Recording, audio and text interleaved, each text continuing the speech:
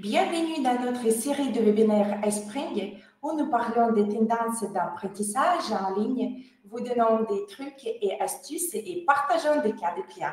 Aujourd'hui, c'est notre 4e session de webinaire et PowerPoint et iSpring Suite.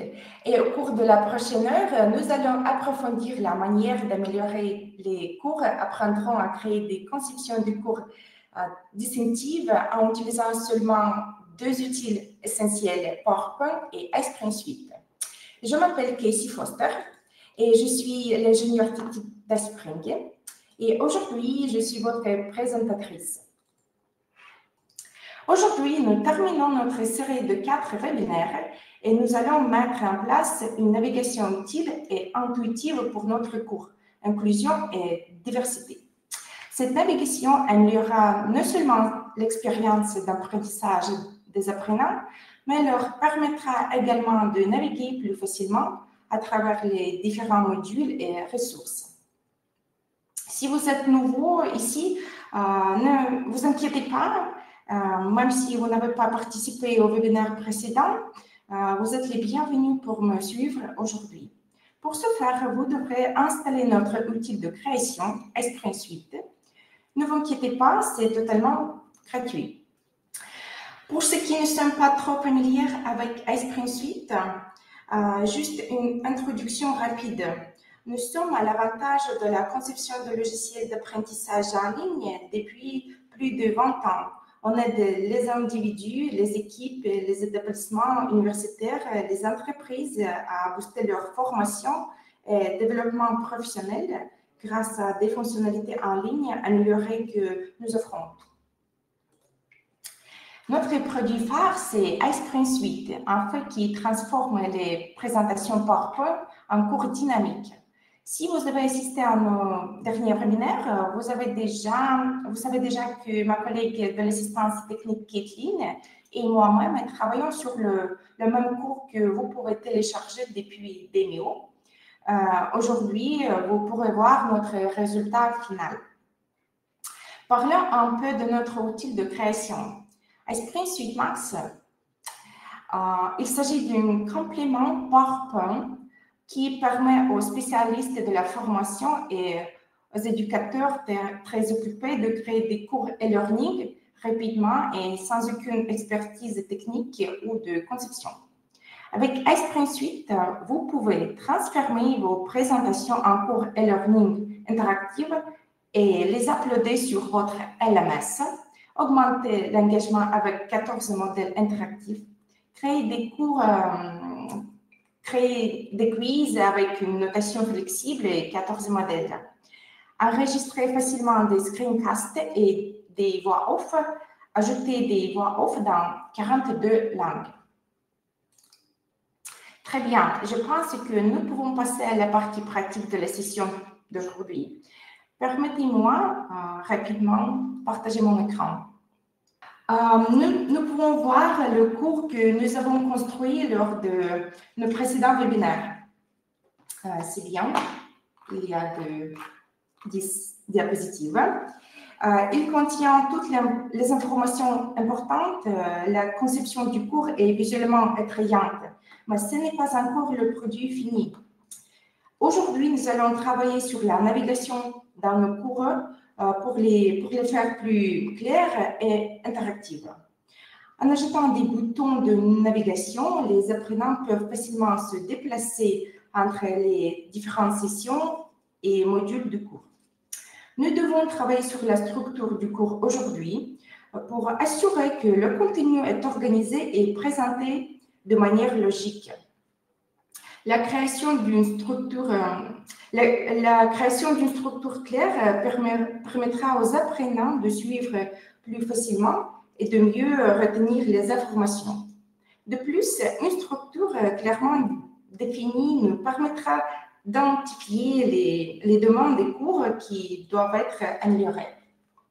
Nous aurons ainsi un cours en ligne attrayant pour nos apprenants. Un cours bien structuré nous permettra également de suivre plus facilement les progrès de nos étudiants et de leur fournir une feedback, ce qui leur permettra de mieux étudier la matière.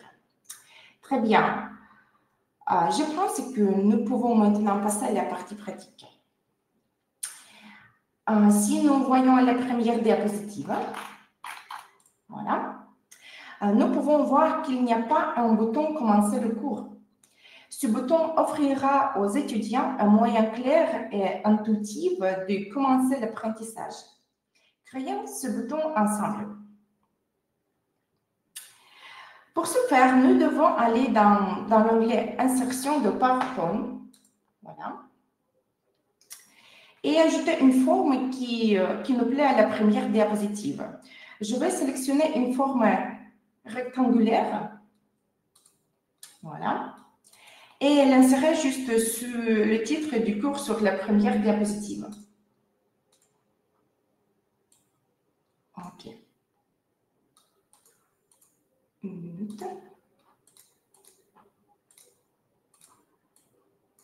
Voilà.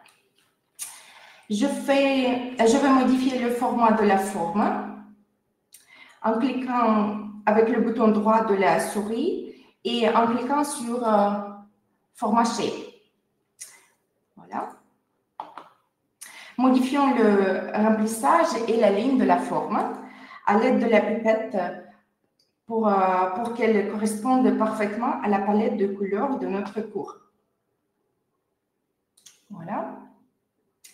Et je vais la rendre violette avec une ligne noire. Très bien. Une ligne. Voilà.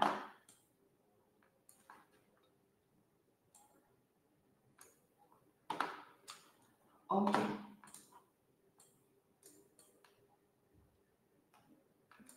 Nous devons maintenant insérer du texte dans le bouton pour que les apprenants sachent ce que cela fait. Pour ce faire, on clique avec le bouton droit de la souris sur la forme, puis on clique « Modifier le texte » et écrire. Nous devons écrire, par exemple, « Commencer le cours ».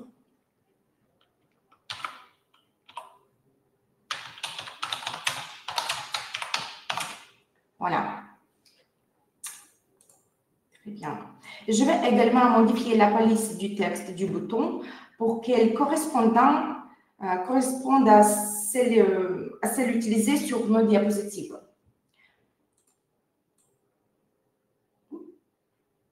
Voilà. Sélectionner. Très bien.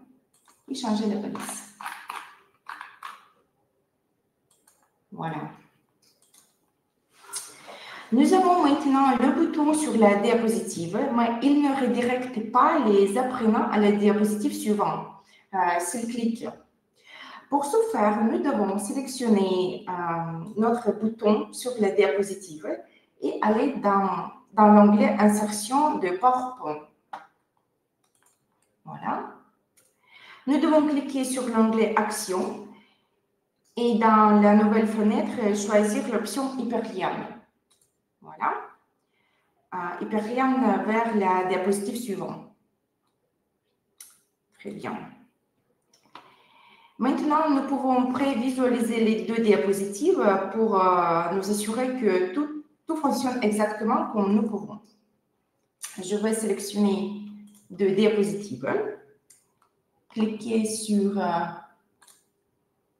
Aperçu, aperçu des diapositives sélectionnées. Et voilà. Nous pouvons voir.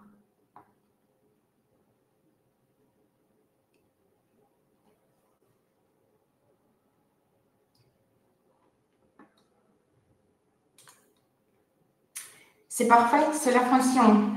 Le bouton nous redirecte à la diapositive suivante. OK.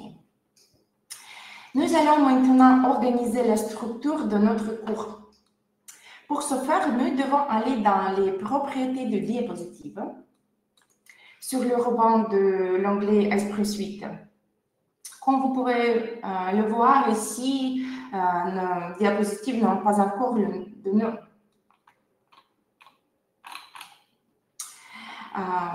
Et je voudrais changer le titre.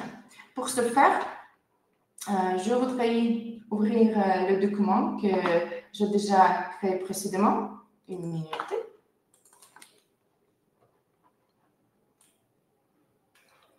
Voilà, et seulement copier et coller. OK. OK.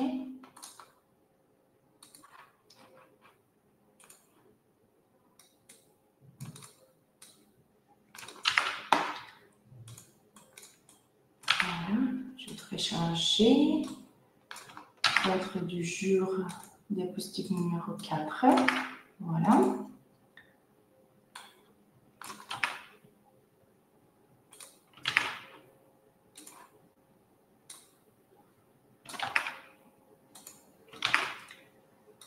Très bien.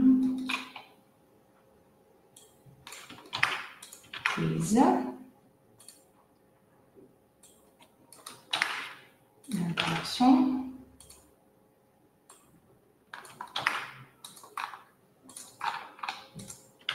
Voilà.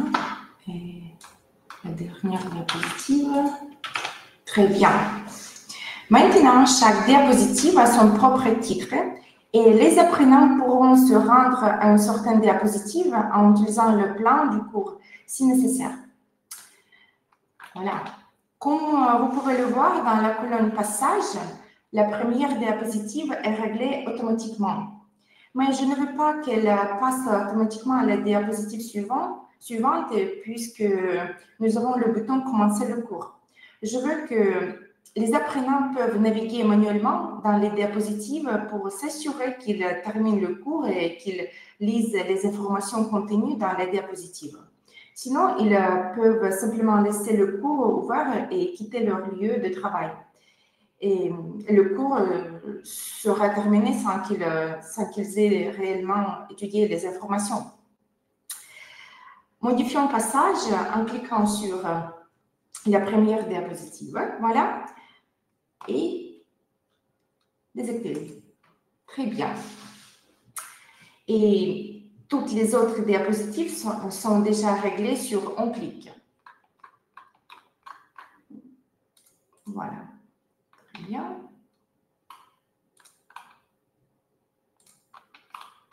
OK. Tout va bien. Maintenant, je veux ajuster le niveau d'imbrication des diapositives afin d'organiser une navigation à plusieurs niveaux dans notre cours. Vous pouvez créer un système de navigation plus structuré et hiérarchique dans votre présentation. Cela permettra aux apprenants de naviguer facilement entre les différents niveaux d'information et de comprendre le flux de votre contenu. Vous pouvez également sélectionner la diapositive et cliquer sur l'icône d'émotion. Voilà. Permettez-moi donc rétrograder rapidement les diapositives 6 et 9. Voilà. Et les niveaux d'imbrication suivants deviennent automatiquement disponibles. Voilà. Très bien.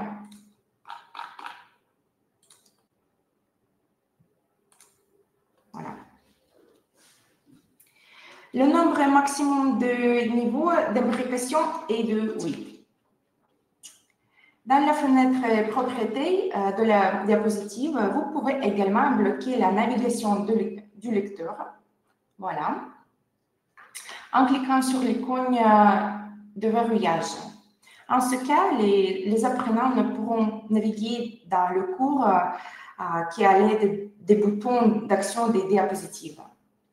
Vous pouvez également configurer le branchement des diapositives. Ainsi, vous pouvez contrôler à quelle diapositive les apprenants seront conduits lorsqu'ils cliquent sur le bouton suivant dans le lecteur. Il est très utile pour le quiz parce que vous pouvez le configurer de manière à ce qu'il redirecte les apprenants à la première diapositive du cours S'il échoue au quiz, afin qu'il puisse réviser les informations et faire le quiz une fois de plus. J'ai ajouté un quiz à la 7e diapositive de notre cours pour que vous puissiez voir comment il doit être configuré. Dans la fenêtre propriété de la diapositive, nous devons cliquer sur défaut. Voilà. Dans le colonne branchement et choisir le branchement en cas d'échec sur la première diapositive de notre cours. Et voilà. Cliquez OK. Aussi, je voudrais parler plus des options suivantes. Cliquez Quiz, cliquez Sélectionner propriétés. Et nous pouvons voir afficher les diapositives après le quiz.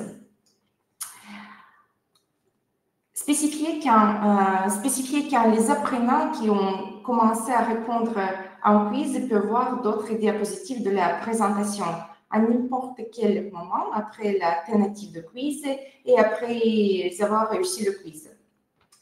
Voilà. Activer ou désactiver, permettre à l'utilisateur n'importe le quiz, l'interrompre le quiz, excusez-moi. Si cette option est activée, les utilisateurs peuvent quitter le quiz et passer à une autre diapositive. Dans le cas contraire, ils ne pourront retourner voir les diapositives qu'une fois qu'ils ont terminé le quiz. Et relancer le quiz échoué lorsqu'il est réaffiché. C'est très utile option et le quiz reprendra automatiquement depuis le début si un apprenant revient sur la diapositive de quiz. Cela se produira à chaque fois jusqu'à ce que l'utilisateur réussisse le quiz. Et si vous désactivez cette option, lorsque vous revisiterez la diapositive du quiz, l'utilisateur verra la diapositive du résultat final indiquant que le quiz a échoué. Et aussi, vous pouvez personnaliser la mise en page dans ce colonne. Voilà. Vous pouvez changer la mise en page pour chaque diapositive. Très bien. Voilà, par exemple. Et aucun changement. Ici, voilà. Très bien. Maintenant, notre cours a une structure, mais d'abord, nous devons nous assurer d'enregistrer les modifications en cliquant sur « Appliquer et fermer » ou « Sauvegarder et fermer » dans cette fenêtre. Voilà. Très bien. Et afin d'ajouter des informations supplémentaires dans le cours, vous pouvez attacher des fichiers ou des liens hypertextes aux ressources de la présentation. De cette manière, vous ne devez pas surcharger les diapositives du cours avec des informations supplémentaires et les apprenants peuvent se concentrer sur les informations principales et se référer aux informations supplémentaires si nécessaire. Pour ajouter des fichiers ou des liens hypertextes aux ressources, nous devons cliquer sur « Ressources de la présentation » sur le ruban de l'onglet « Esprit Suite ». Pour ajouter un fichier ou un lien, il suffit de cliquer sur le bouton correspondant en bas de la fenêtre. Je vais insérer un fichier PDF. Et voilà, je clique « Ajouter ». Je dois choisir PDF sur mon ordinateur. Voilà. Et cliquer « Ouvrir ». Dans cette fenêtre contextuelle, nous pourrons également modifier le titre de notre fichier. Très bien.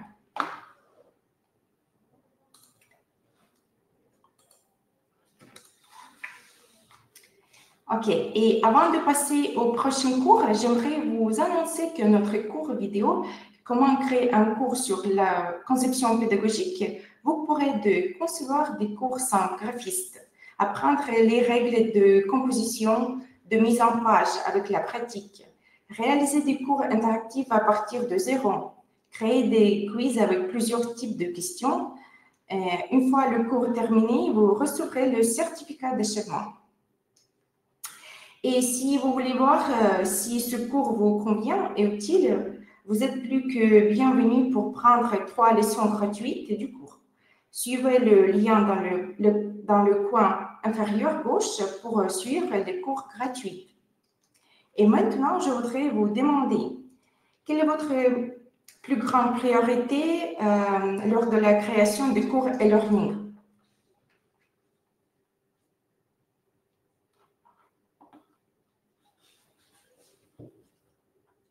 Ok. Je vois que nous avons beaucoup de participants qui veulent que leur cours soit à la fois engageant, efficace, constant et accessible. Permettez-moi de vous présenter rapidement l'outil qui peut vous aider à réaliser tout cela. Une minute, je dois partager mon écran. Très bien. Et passons maintenant au lecteur de notre cours qui aidera les utilisateurs à naviguer dans la présentation de manière plus intuitive et améliorer leur expérience d'apprentissage global. Pour adapter le cours d'Esprit Suite à nos besoins et préférences personnelles, nous devons aller dans la section lecteur. Voilà. Très bien. Dans la nouvelle fenêtre, vous pouvez voir un grand nombre d'options de personnalisation sous l'onglet Design, Conception. Excusez-moi. Et vous pouvez également modifier la police du texte utilisé dans le lecteur, sélectionner la police nécessaire dans le menu déroulant. Voilà. Toutes les polices installées sur votre ordinateur seront affichées dans la liste. Vous pouvez donc utiliser toutes les polices et personnaliser que vous souhaitez. Et maintenant, je voudrais modifier le lecteur afin de mettre toutes les fonctions nécessaires à la disposition de l'utilisateur pour lui permettre de naviguer plus facilement et d'améliorer son expérience. Voilà. Pour modifier notre mise en page, le diapositive, nous devons cliquer sur l'icône en crayon, voilà, à côté de notre mise en page. S'il n'y a pas d'icône de crayon, cela signifie que vous n'avez pas encore créé votre mise en page personnalisée.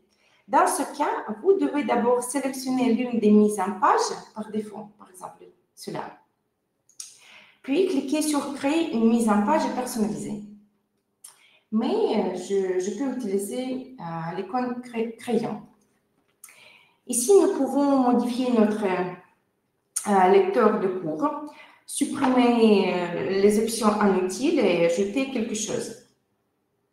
Voilà.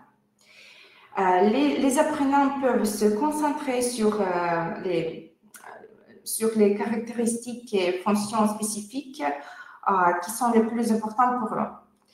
Cliquez sur la barre supérieure, barre du haut, et activez les options plan et ressources.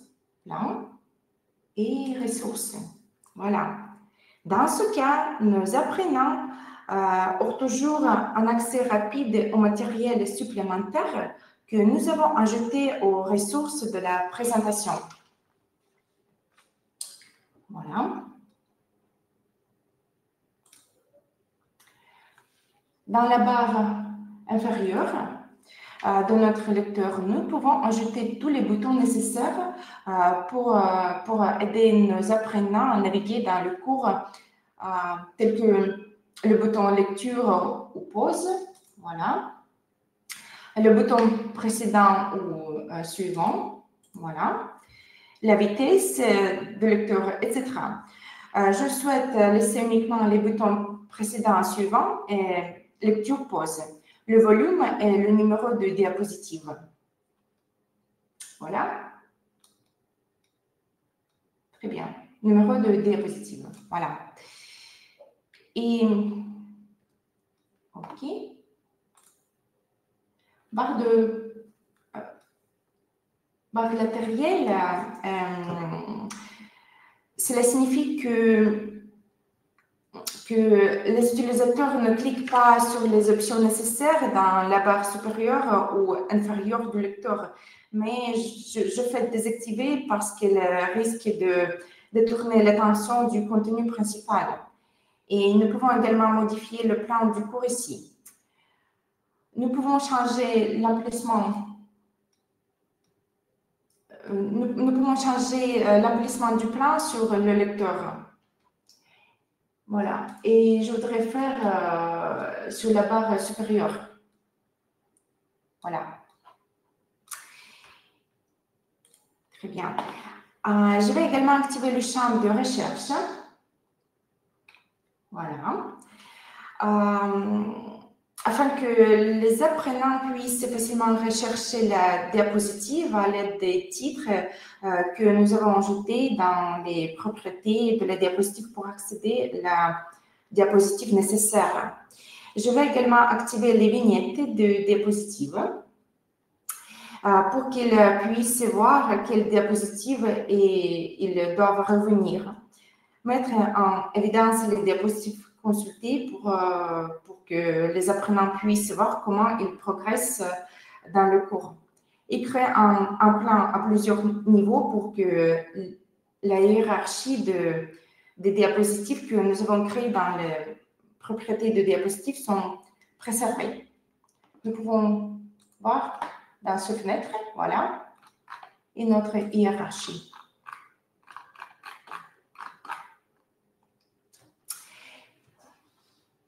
OK. Et si vous cliquez sur plus, vous pouvez également définir la position de certaines informations supplémentaires sur le sujet, telles que les informations sur le présentateur, voilà, le logo de l'entreprise, les notes et la vidéo du présentateur. Mais je fais toutes les options désactivées. C'est très important de se concentrer sur le contenu principal. Nous allons maintenant enregistrer le modèle. Voilà. Cliquez sur Sauvegarder et donner un titre à la mise en page afin d'utiliser dans les prochains cours. Voilà. Colonne texte. Dans la colonne texte, dans la fenêtre du lecteur, vous pouvez également modifier le texte des boutons utilisés dans le lecteur. Vous pouvez également sélectionner la langue, voilà, dans laquelle les boutons seront affichés. Et nous pouvons modifier, éditer ou supprimer le texte affiché sur les boutons du lecteur. Et je voudrais supprimer ce texte. Très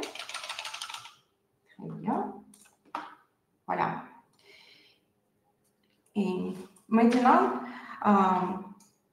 que nous l'avons modifié, nous pouvons également donner un titre à notre modèle de l'entreprise et enregistrer pour utiliser dans d'autres projets. Cliquez sur là. Et par exemple, test.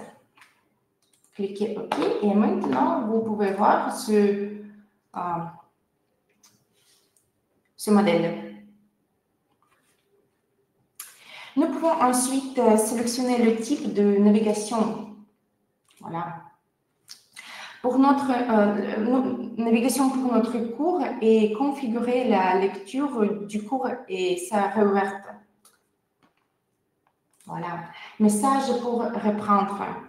Lors de la réouverture de la présentation, les apprenants pourront choisir entre deux options, soit poursuivre la session précédente, soit rejouer la présentation depuis le début. Toujours reprendre. Le cours est toujours repris là où il avait été interrompu précédemment. Et troisième option, toujours redémarrer. Le cours est toujours joué depuis le début. Voilà. OK. Et type de navigation. Nous avons le choix entre trois options. Libre. Les apprenants peuvent visualiser toutes les diapositives de votre présentation dans l'ordre qu'ils souhaitent. Ce type de navigation est sélectionné par défaut. Limité.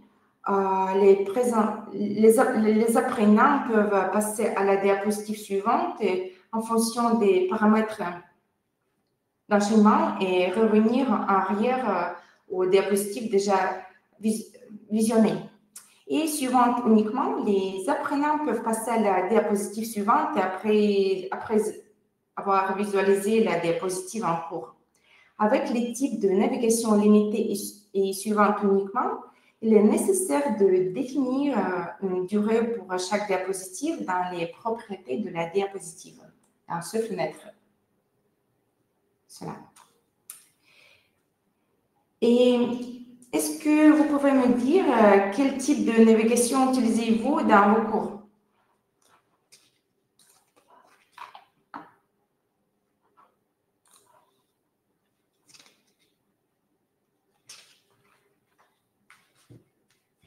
Ok, merci.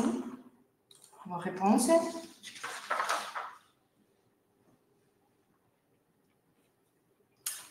Merci. Ok, je voudrais ajouter que vous pouvez choisir le type de navigation par diapositive ou par animation. Voilà. Si vous choisissez par diapositive, les apprenants seront amenés à la diapositive PowerPoint suivante ou précédente lorsqu'ils cliqueront sur les boutons de navigation. Alors que si vous choisissez par animation, l'animation suivante ou précédente apparaîtra sur la diapositive lorsque vous naviguerez à l'aide des boutons suivants et précédents. Vous pouvez également permettre aux apprenants de naviguer dans le cours à l'aide de leur clavier. Voilà. Et pour ce faire, vous devez vous assurer que l'option « Activer la navigation au clavier » est activée. Et vous pouvez personnaliser les touches de navigation en cliquant sur « Personnaliser » en cliquant sur cette option. Voilà. OK.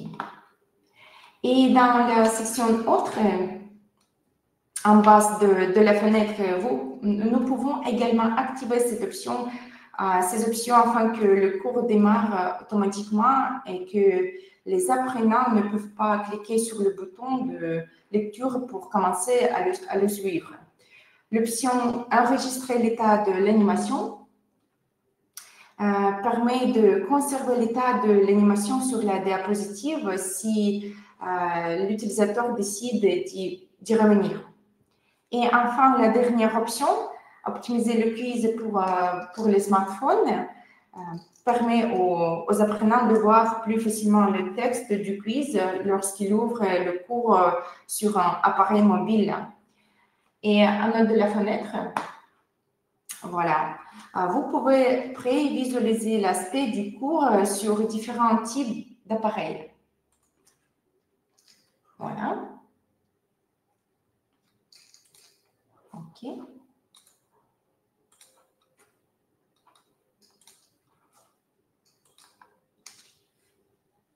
Très bien. Je pense que nous avons terminé la configuration et que nous pourrons maintenant prévisualiser le cours terminé. Il nous suffit de cliquer sur « Aperçu » sur l'onglet « Est ensuite ». Je dois cliquer « Fermer » et « Aperçu ».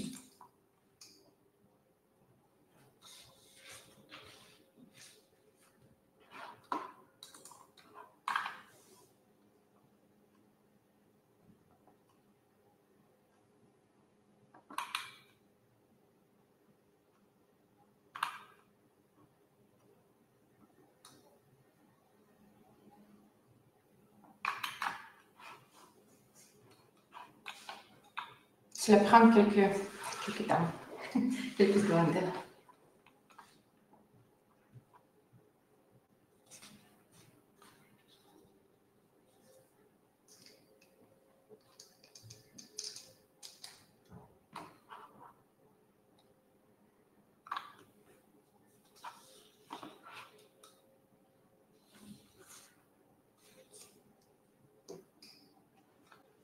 Très bien, voilà. cliquez commencer le cours sur notre bouton. Voilà. Et vous voyez, la navigation est très facile. Rien ne détourne l'attention des apprenants du sujet principal. Et tout est très minimaliste et intuitif. Notre ressource, nous pourrons télécharger plan, voilà, notre hiérarchie. Nous pouvons voir les vignettes et les nombres de chaque diapositive.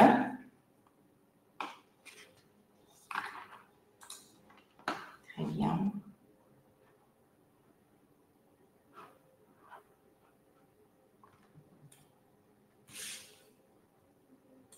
OK. Je suis bloquée sur cette diapositive précédemment dans les propriétés des diapositives. Voilà. Et je voudrais changer la vitesse, mais j'ai déjà bloqué. OK.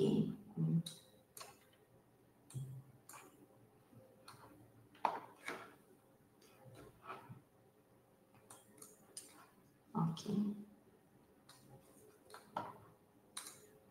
Voilà.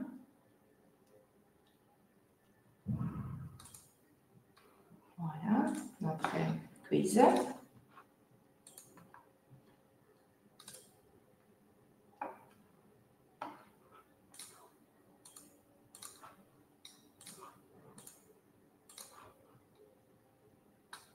Bref, chez le quiz. OK.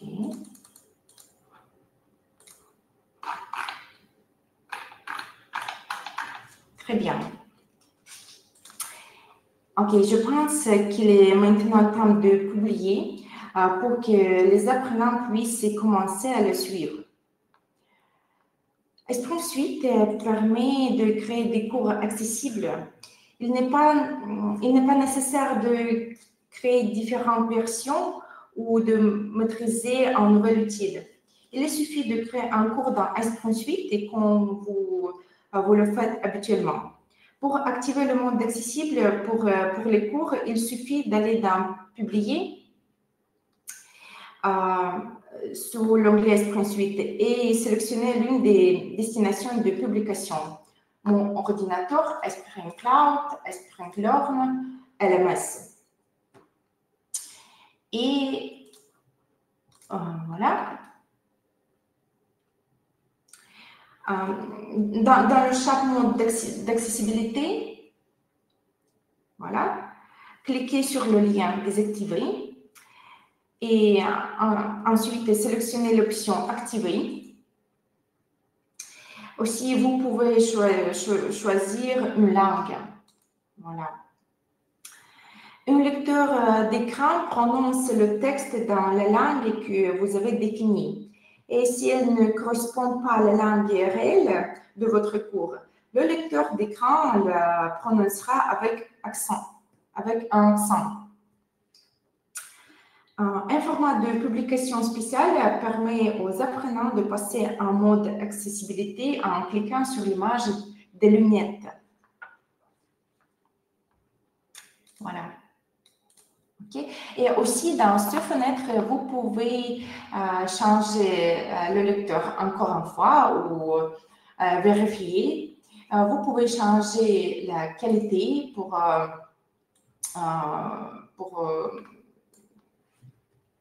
publier votre cours.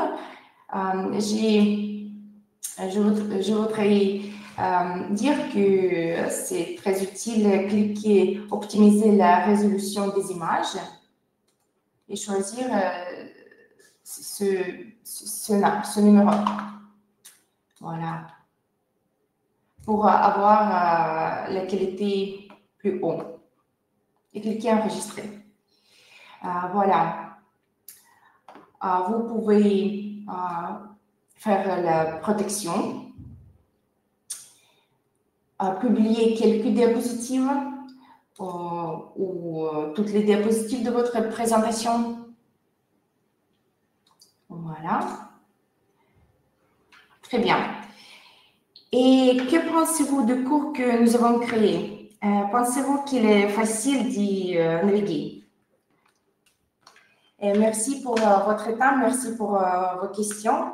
Nous pourrons finir notre webinaire. Bonne journée.